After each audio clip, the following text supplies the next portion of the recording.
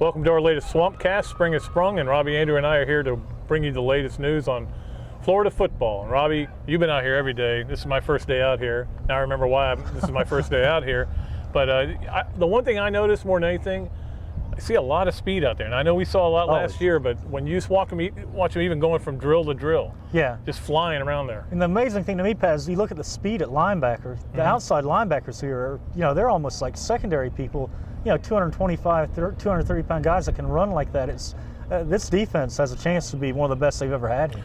Well, and that's what I wrote about in the paper this week was, last year's defense was really good, and they made a lot of big plays. First in the SEC in points per game allowed, but they weren't a dominant defense. They didn't just destroy teams. They not made a lot of 3 and outs. Like you would expect. They in fact they allowed more first downs than any team in the SEC. So they were making big plays, but teams were able to move it on them. I think that's what you may see this year, especially with the depth they have. Yeah, there's no reason to do the bend and don't break thing. Right.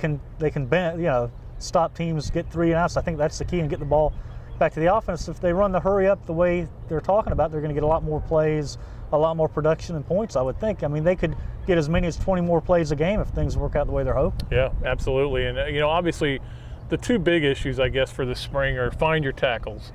And one of them's not out here, so that hurts a little bit. And also, who's going to step up at wide receiver? And one of them actually plays over in this yard, which in the is baseball stadium, in Riley Cooper. Yeah, they've got to get him back, Pat. He's one of the faster guys. He's experienced. They really need him. And they're looking for somebody to do the Percy role, but nobody's really doing it right now. Demp's sitting out there every day. Rainey hadn't done a whole lot this spring. He's been pretty quiet. So it's a big concern right now, the receiver position, and Myers said that's one of the weaknesses right now. Yeah, and obviously Cooper not being here, and they're not going to find another Percy Harvin. Okay, forget that. You're going to have to do it differently because Percy Harvin's one of a kind. But it's pretty obvious that they're going to have to find other ways to score, and they're trying a lot of things. Robbie, you mentioned the no huddle, but also Tebow under center, which we just saw them try on the goal line. They might want to scrap that idea after that performance. But like Myers says, every time they get new coaches, they kind of incorporate some of the stuff they do and feel comfortable with. And Scott Loeffler's bringing in some things in the passing game and with the quarterbacks. I think you'll see, obviously, like in the spring game. Yeah, and it'll be an interesting spring game. We'll see how much they play. Some of their better players. They just had a goal line series down here, and they were either 1 for 9 or 0 for 9. We couldn't tell whatever it is. It's good for the D and not good for the O. And that may be a sign. I think for them to become a dominant defense, first of all, their tackles have to be. Now they were good. They were fill-ins last year, kind of. They kind of got it done. They got to be better, and I think Carlos Dunlap has to play like he can, which he did at times, but he's got to do that every down. And the other thing is you mentioned the outside linebackers. The outside linebackers were good last year. Yeah. But if you look at any great defense, opposing offensive coordinators have to scheme for those outside linebackers. Yeah, where you can get some mismatches. Florida matches up good, though, against most of these potential mismatches. I mean, they're going against Aaron Hernandez in man coverage in practice. You're not going to see much of that out there in the SEC or anywhere else. I mean, he's going to be one of the best tight ends in the country and a real matchup problem. Meyer mentioned that the other day, that he's talked to opposing coaches, and he said, what was toughest about defending us? And they said one was Aaron Hernandez, and the other Harvin. Yeah. So they got to find a replacement there. But it's funny, Gino Auriemma, when I was up in Storrs, Connecticut, and thank God I'm back, asked me how Aaron was doing. He said he coached him as an 11-year-old in AAU ball. He said he could have played Division I basketball. He was that good an athlete.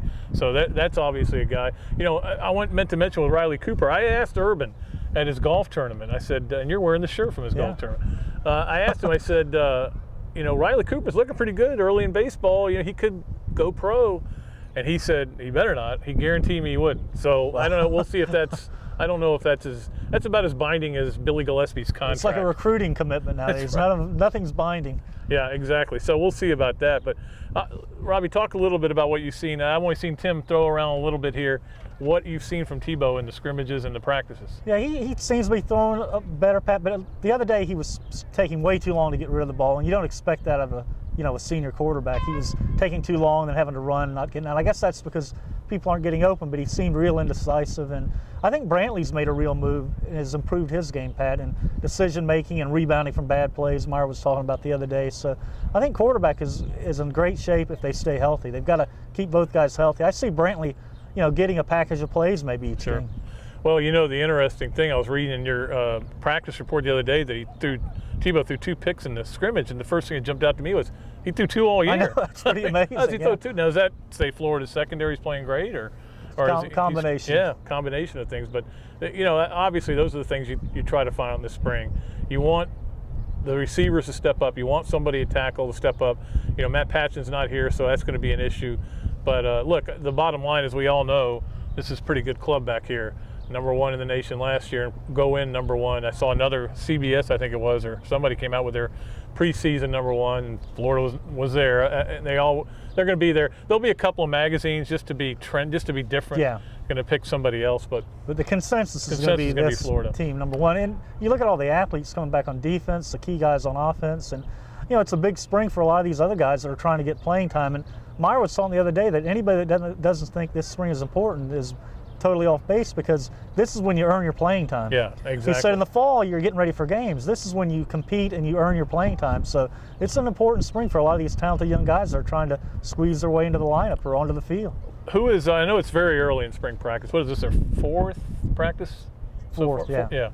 But has there been one guy who surprised you or kind of come out of nowhere to really do some good things on the field? Well, the guy that's really impressed me for a true freshman is the John Bostic kid at linebacker. He's making a lot of plays. But the guy that, to me, that is looking like one of the best players on the team now is Joe Hayden. He is all over the place. I mean, he looks like a much better cornerback than he was a year ago, and he was pretty good last year. I think he's elevated his game, and he's going to look like one of those early guys, I think. I tell you, when some of those magazines put together their the best at each position, like running backs or backfield, offensive line, if you are doing that and you don't have Florida's secondary #1, you're out of your mind. Their backups could start most places. Yeah, and you look at the 4 safeties they put out there. It's just, they're like Myers. Well, there's really 5. Yeah, 5 with D. Finley. They're all capable. He looks at them all as starters, and then you're too deep at the cornerback positions, and guys like Jeremy Brown can't crack the rotation. He's hurt right now, but I can see why Greg Reed didn't come here. He would not have gotten a whiff. I don't care how good he is. He might have returned a kick, but they got other guys that can do that now too. So, which is a lot of the reason it was a smart move on his part. He wanted to play right away. He ain't going to do it here. Playing time is the most important thing when guys are picking schools. It's the easiest way to recruit people when you got opportunity to play. Absolutely. And I was just looking at the Osprey nest. Boy, that thing's gotten huge over there on the light tower. The one thing going into this season, going into this spring, is the targets on Florida. I think Lane Kiffin took it off a little bit, and they've kind of got something going now. And the story that came out that they have his picture up in their locker room, and he says, well, it's great that Tennessee recruits. I didn't know recruits were walking through there this time of year. Well, a few, I guess, they've been at practice every day. So, yeah, but you know how Meyer is with recruiting, Pat. It's a 12-month-a-year thing. Absolutely. But we'll see, of course. What's the countdown to the Tennessee game? Both of them have easy. Oh yeah, it's going to be 2 undefeated teams. The word up there is that Jonathan Crompton's a new quarterback now, much better. Yeah, well, the other guy, we'll Stevens, hurt his wrist. Yeah, hurt his wrist, so he's been out. But we'll see. It'll be interesting, and of course, we got a long way to go until then. We'll come back with another Swampcast later in spring practice. Tell you what we've seen so far. By then, I'll have actually seen a little more practice. But until next time, Pat Dooley, Robbie, Andreu, the Gainesville Sun, saying so long from the MAC.